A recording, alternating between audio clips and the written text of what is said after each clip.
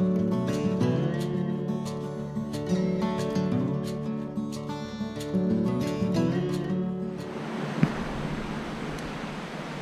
everybody, and welcome to day number 18 of the Lincoln Rehab, and we've got our floor down. Now, I've been calling this an epoxy shield floor. That was what I was used to. It is a Rust-Oleum product, but it's their new rock solid product.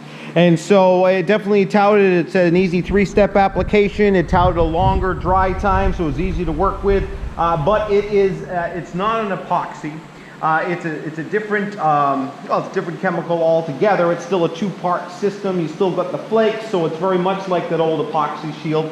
But I gotta tell you, and you can see it here now, I believe, there is some definite color variations between the front and the back. And you know, I called Rust-Oleum, they had a number that was on there, and I did everything. I was working within it. We even measured our temperature, our humidity. We made sure that we were within our 45-minute window where we could put it down. And I explained all that to them. They asked for a receipt on it, and they're basically sending a refund. They've got a, you know, what they're calling a guaranteed, satisfaction guaranteed. So they're sending a refund for it.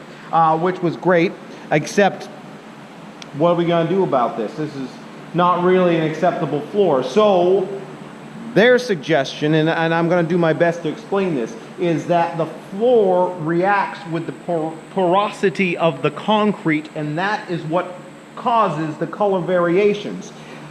She went on to explain that towards the front of the garage, you're going to get more porous concrete than towards the back of the garage.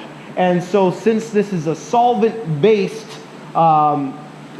paint, or it's not an epoxy, it's not a paint, it's like a polyurethane, it will actually change color as it reacts to the more porous concrete. So here we are in New England.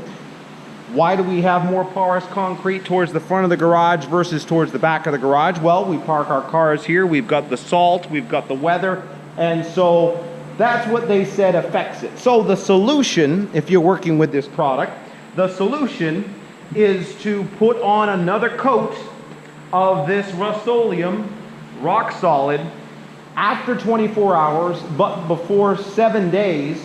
And they said because this first coat acts as a sealer, then the second coat should go on evenly. Well, it's news to me. I've never worked with it, and I'm sharing this information with you because they're crediting us for the first batch we purchased of that, and we're going to put on a second batch tomorrow. And you can bet that I'm going to show you what it looks like, because I really like the epoxy shield product. I think it was great, and we're going to give this new product a chance, and maybe they're still working out the kinks. So they've gone ahead and they're going to issue a credit on our first box. We're going to pay for a second box. We're going to put it down, and then I'll show you how even it is tomorrow. But that's kind of what we were doing here today. The only other thing is our dumpster has left the building. We've got Trailer Swift out and all organized. We are going to be now back a day because we're going to be putting this on tomorrow morning, and then we're going to deal with that staircase platform as it comes out, and then we got to wait 24 hours before this is walkable again. So these are the hiccups, these are the bumps in the road you hit on any project. Getting past them, getting by them, and getting them resolved, that's all part of the parcel. So if you've got any questions, please give me a comment, because yeah, this is my first time with this, and we're doing everything right so that we make sure we get it on right, and hopefully that's gonna help you all out there if you're doing the same thing. So check back tomorrow and we'll see where we're at.